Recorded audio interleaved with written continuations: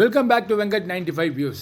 இப்போ லைவ் அப்டேட்டில் பார்த்தீங்கன்னா கேப்டன்சி டாஸ்க்கை பற்றி தாங்க முதல்ல பேசணும். அது எவ்வளோ காமெடியாக இருந்ததோ, என்ன சொல்கிறது, சிரித்து சிரித்து வயிறெல்லாம் வலிச்சிருந்தாங்க. யார் யாரெல்லாம் லைவை பார்த்து ரசிச்சிருப்பீங்கன்றத கமெண்ட் செக்ஷனில் போடுங்க.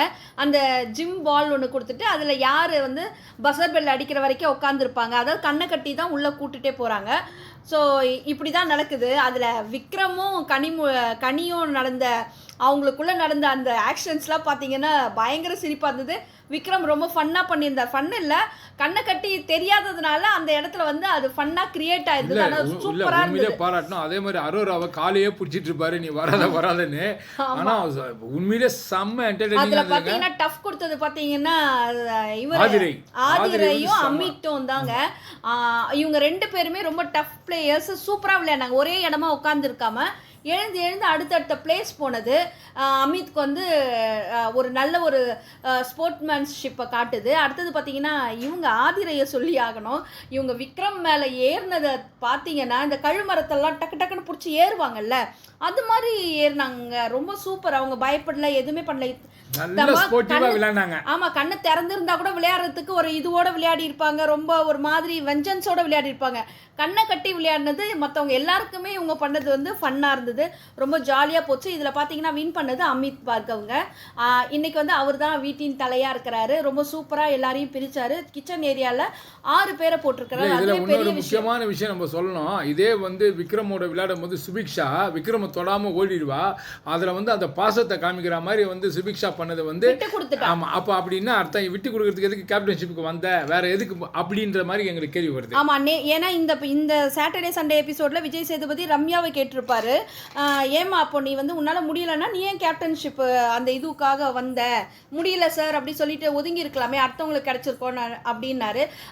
அதெல்லாம் பார்த்த சுபிக்ஷா இப்படி விட்டு கொடுத்துருக்கலாமா? விக்ரம் சொல்லுவாரம்மா ஒரு 5 நிமிஷம் உட்காந்துக்கிற, நீ தள்ளி போமானதையும் உடனே அந்த பால் பக்கத்துலேருந்து வேற பக்கம் திசை திருப்பிட்டாங்க. ஆனால் இதில் வந்து ஆதிரியை உண்மையிலே பாராட்டினாங்க. ரொம்ப டஃப் கொடுத்தாங்க. அதே நேரத்தில் இதை பார்த்த வந்து சுபிக்ஷாக்கு ஒரு செருப்படி தாங்க சொல்லணும். ஆமாங்க, இது ஒரு வழியாக முடியுது.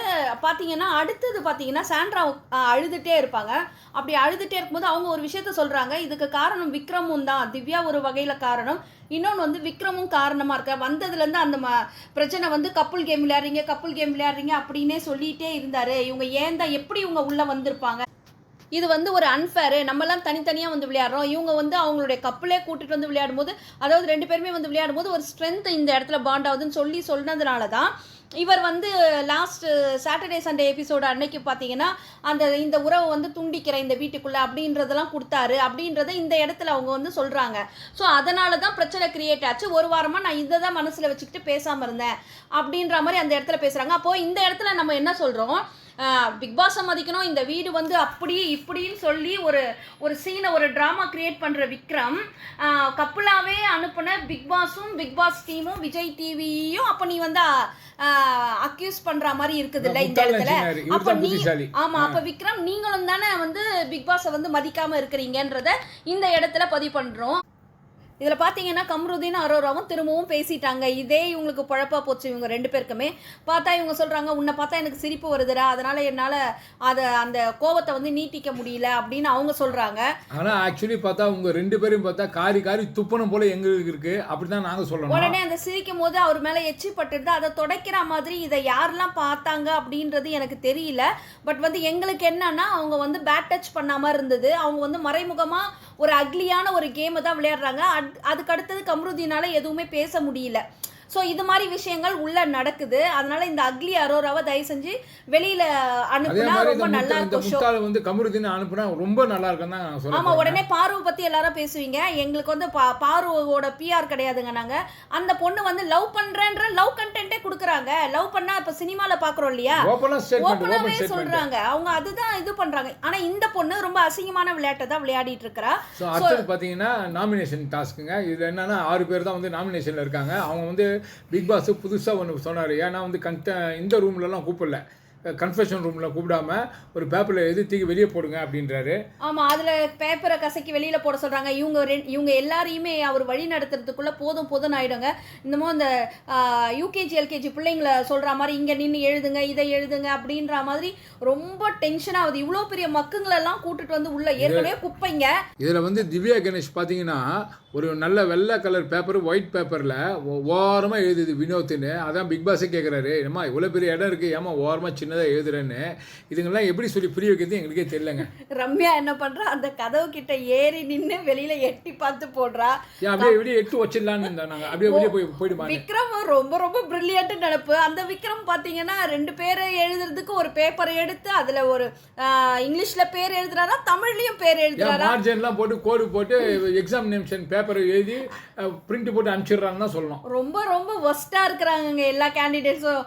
அதுக்கு அடுத்தது பார்த்தீங்கன்னா இவங்க எல்லாருமே முடிச்சிடுறாங்க. முடிச்சதையும் உள்ளே வந்து பார்த்தீங்கன்னா பாரு வந்து நாமினேட் ஆகவே இல்லை. பாருக்கு ஒரே குஷியாகிடுது, என்னடா என்ன பண்ணலையா. ஆனால் ரம்யா வந்து பாருவை பண்ணா.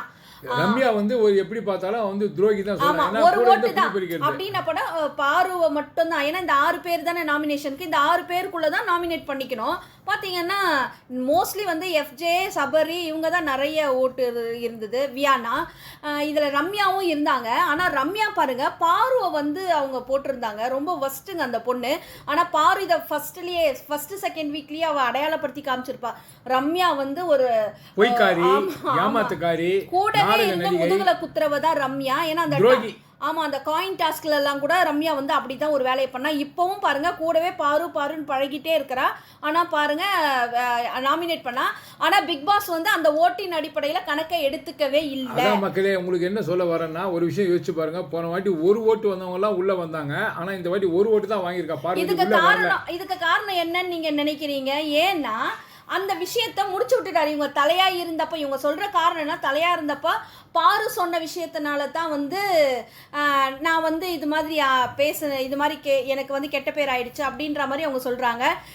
நீ தலையா இருந்து நீ ஒழுங்கா பண்ணல, அதை கேமை ஒழுங்கா புரிஞ்சுக்கல, உண்மையில தான் தப்புன்னு விஜய் சேதுபதி சாரே அந்த இடத்துல அட்ரஸ் பண்ணிட்டாங்க. அப்படியும் வந்து புரியாத மாதிரி இன்னமும் நடிச்சிட்டு இருக்கிற நாடகக்காரி என்ன சொல்லுவாங்க, கரகாட்டக்காரி தான் கேள்விப்பட்டோம். ஆனா நீ வந்து இவ்வளவு பெரிய நாடக தில்லாலங்கடியா இருக்குன்னு எங்களுக்கு. அதனால இந்த பாயிண்ட்டை மனசுல வச்சுக்கிட்டு பிக் பாஸ் இதை கணக்குல எடுத்துக்கல. அதனால வந்து பாரு வந்து ஃப்ரீ ஆயிட்டாங்க. இதுவே சரியான செருப்படியா இருந்திருக்கும், ரொம்ப அசிங்கமா இருந்திருக்கும் ரம்யாவுக்கு. இன்னும் அவங்க சொல்லலை. நீங்க தான் நம்ம கேட்கணும்னு தோணுச்சு. நாங்க இங்க கேட்டுட்டு தான் இருந்தோம். ரம்யா நீ தான் ரொம்ப தைரியமான ஆளாச்சம்மா, உங்க ஊர்ல நீ தானே பாஷா, சொல்லம்மா பாரு உனக்கு நான் ஓட்டு போட்டேன், ஆனா நீ ஏன் நாமினேஷனுக்கு வரலன்னு கேளம்மா அப்படின்னு நாங்களாம் இங்க சொல்லிட்டு இருந்தோம். அதுக்கடுத்தது பார்த்தீங்கன்னா இப்படியே மூவ் ஆகுது. இந்த தடவை என்ன ஒரு முக்கியமான விஷயம் பார்த்தீங்கன்னா பாருவால நம்பவே முடியல. இன்னொன்று நம்மளாலே நம்ப முடியலங்க. ஏன்னா இவ்வளோ குள்ளநெறி கூட்டத்துக்கு நடுவில் ஒரு பாரு வந்து தனியாக வந்தது உண்மையிலே ஆட்ஸ் ஆஃப். இன்னொன்று வியானா வந்து மறைமுகமாக வந்து அவளுக்குள்ள ஒரு ஜலஸ் இருக்குது, பார்த்துக்கிட்டே இருக்கிறா. பாரு மட்டும் வரலையே, நான் வாயை திறந்து சொல்ல உங்களுக்கு ஃபேன்ஸ் இருக்குது, அதனால நீங்கள் வரமாட்டீங்கன்னு தெரியும், ஓட்டை வந்து நான் வேஸ்ட் பண்ண விரும்பலை அப்படின்ற மாதிரி சொல்கிறா.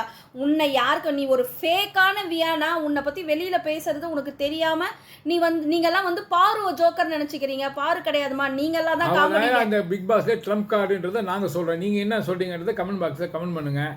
ஆக மொத்த மக்களே உங்களுக்கு இந்த வீடியோ கண்டிப்பாக பிடிச்சிருக்குன்னு நினைக்கிறேன். பிடிச்சிருந்தா லைக் பண்ணுங்கள், கமெண்ட் பண்ணுங்கள், ஷேர் பண்ணுங்கள், சப்ஸ்கிரைப் பண்ணுங்கள். தேங்க்யூ.